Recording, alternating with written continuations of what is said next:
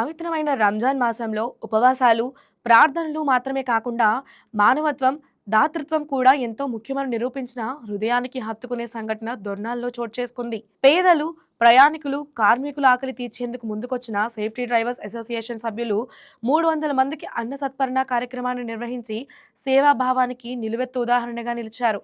గత 4 ఏళ్లుగా నిరంతరంగా కొనసాగుతున్న సేవా కార్యక్రమం రంజాన్ స్ఫూర్తిని సమాజానికి చాటుతోంది.